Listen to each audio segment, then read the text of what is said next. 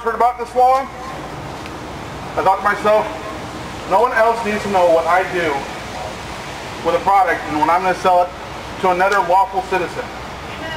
No one has that right. The federal Constitution says it.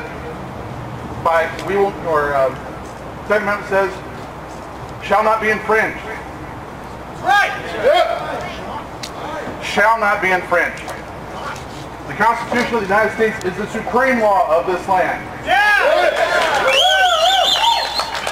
So much so that the state constitution says it.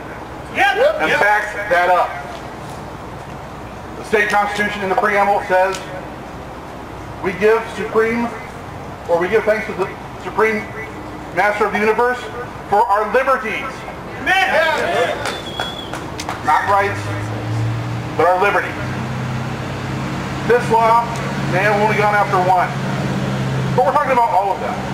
Freedom of speech, freedom to congregate and protest. In my opinion, this law is just the beginning.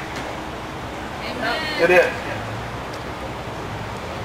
You try to strip one right, one liberty from us, they'll take another one and another one. It's already happening. We see it every day. We watch the news and see it every day. I'm not going to stand for that. We're with you. And by you being here, you're not standing for that either. No! Think what hear that. I don't think the governor heard that one. Are you going to stand for this? No! Amen. So the first person I'd like to bring up is Representative Matt Shea.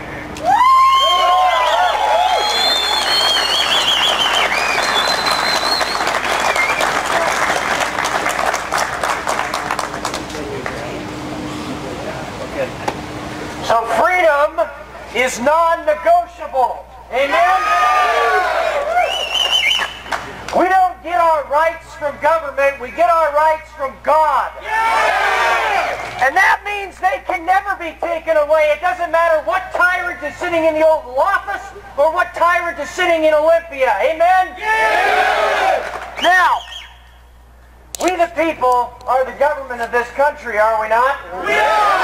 And today we stand together and nullify this unconstitutional and immoral law.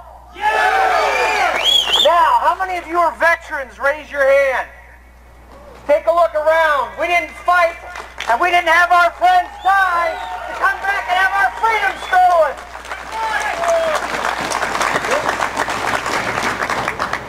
I want to say this too.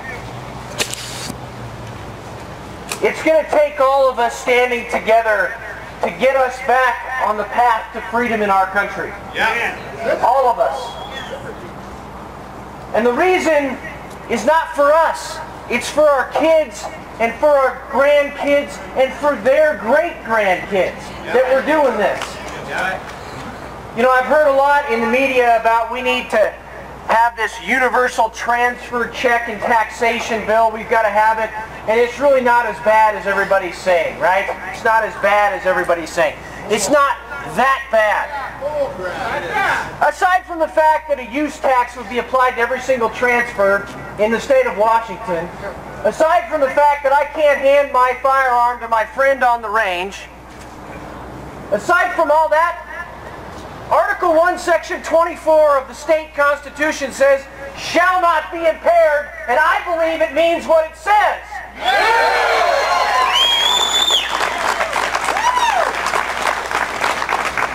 It's interesting, too, that a lot of law enforcement, a lot of prosecutors right now are saying this entire initiative is unenforceable.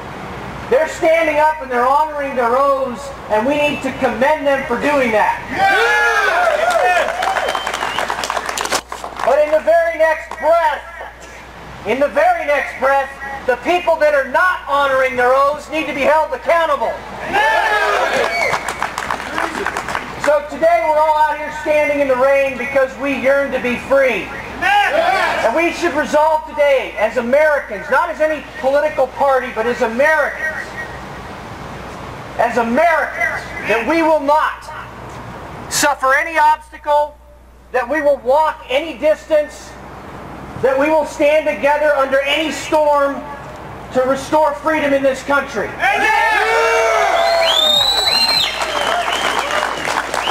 So I'm going to conclude today by saying it's great to be with all you constitutionalist, gun-toting, let's go out from today. Let's make freedom happen everywhere we go in this country. And let's bless God by keeping America free. God bless you all.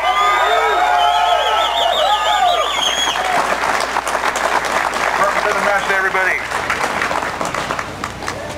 Just quick, how many of you actually have read this law? Quite a few of you. Contradicts itself. In every way, shape, and form. Like Matt said, this law has taxes. Contradict itself. Yeah, this. Closes a gap. A dangerous gap. You want to talk about rights? What about Charlotte Bacon, age 6? What about her right to live? She was killed by a bushmaster. Giving body. Everybody else does. What about his right to live? What freedoms were guaranteed right now?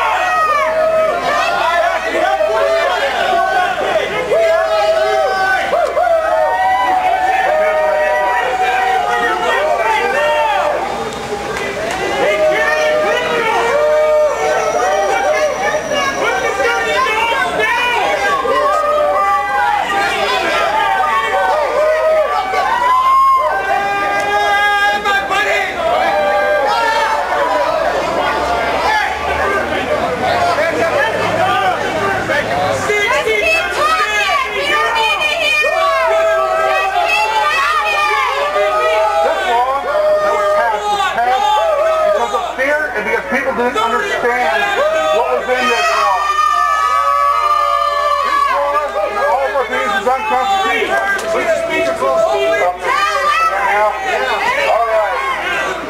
We need a constitutional sheriff in this county that will defend the Constitution of the United States. A police chief who will defend the Constitution of the United States in the city. Let's bring up my friend, Mr. Ken Barker. What else? He ran the sheriff in Cleveland County.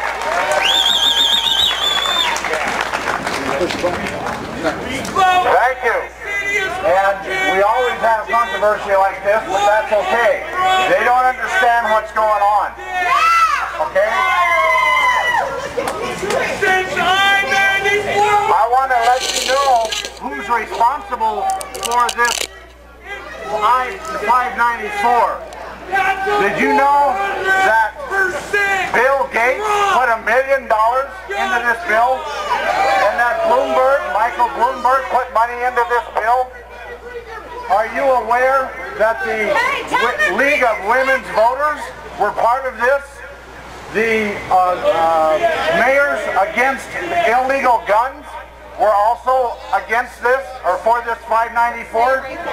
We've got a lot of people out there that are against their God-loving, freedom, gun-carrying people, and I will not comply.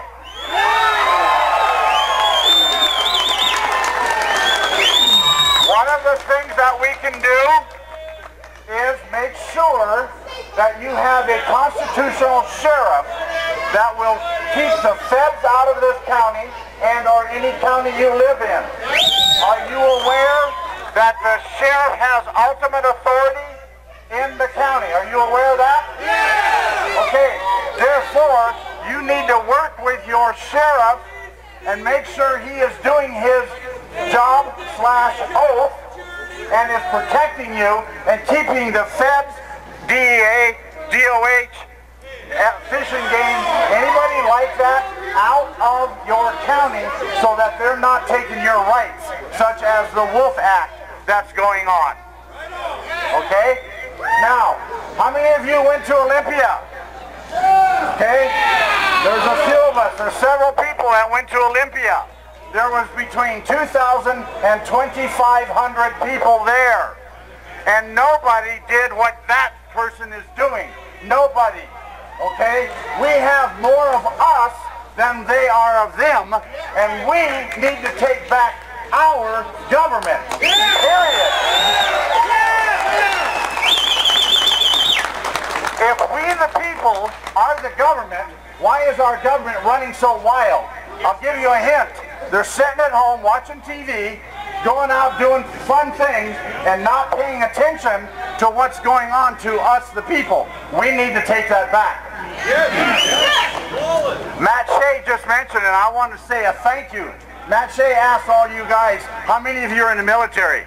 I want to say thank you to you guys for what you did and for what you're doing, and for the people that are standing up to our government now, saying no to 594, and all these tyrannicals that put millions of dollars into the 594 ad.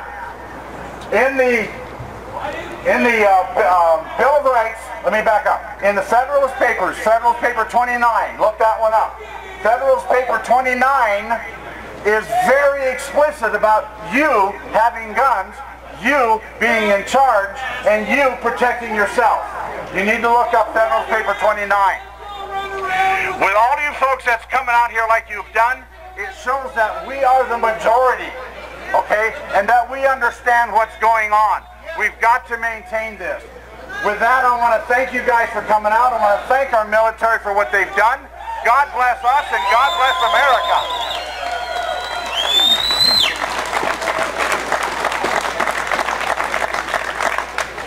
Thank you, Ken. Yes. So, I don't have two of my speakers here. One's stuck in traffic, the other one's still at home. So, because of that, anybody who would like to transfer their weapons right now, their firearms, please do so. Commit a crime. I've done it several times over. I'm technically doing it right now.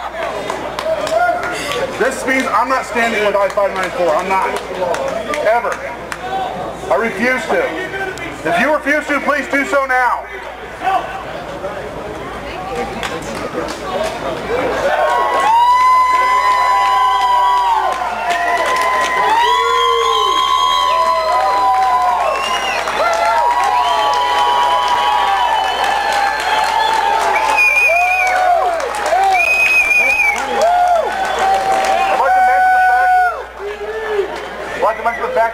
Amendment of the Constitution is a teeth for which our nation is built on.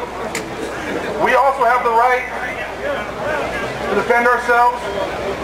We have the right to remove the government if we so see fit to remove it, if it's not working for the people. It hasn't for a long time. It is our duty. That's our right as an American, sir.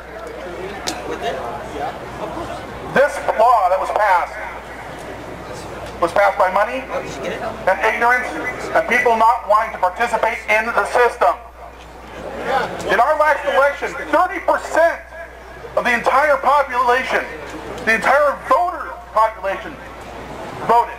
That's 60% that just decided, no, we're not going to vote, we're not going to let our voice be heard, and we're going to let others make the decision for us.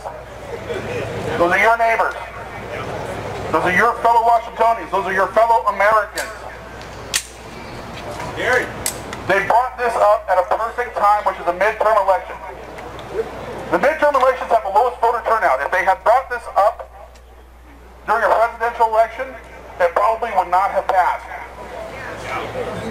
That's sad. So what do you need to do? That's exactly it. You need to make your voice heard. You need to get your fellow Washingtonians to vote. Inform them. Above all, you need to be here. And you're doing that right now. Right.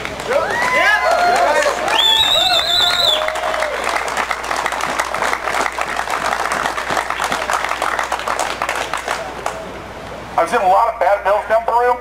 This is one of the worst. Oh, worse. This didn't go through. This was not a bill that passed our Congress. Not yet. Now, the fun part of this is the Secretary of State, from what I understand, has not certified this law. Right now, it doesn't have any teeth. The legislature still has to vote on it to make sure it does get into office or get in as a law. Right now, it hasn't. need to stop that. You need to contact your representatives. If you're here in the 3rd District, you need to contact your representatives. You need to contact your senator. If you're up in the 7th, which is North Spokane County, Ponderay, Ferry, Okanagan, and Stevens County, you need to contact your representatives up there. If you're in the 4th, you need to do the same, and in the 9th, and in the 6th. Wherever you live, you need to contact your representation and let them know how much you dislike this bill, how much of it is a farce. Lastly, let's close out with a slight prayer. So if you would like to join me in praying, please bow your heads. Heavenly Father, I thank you for this day. I thank you for the people that are in front of me. I thank you for our liberties, our God-given, natural-born rights. I'd like to thank you for giving us a voice to stand up against this. In your name, amen. Amen.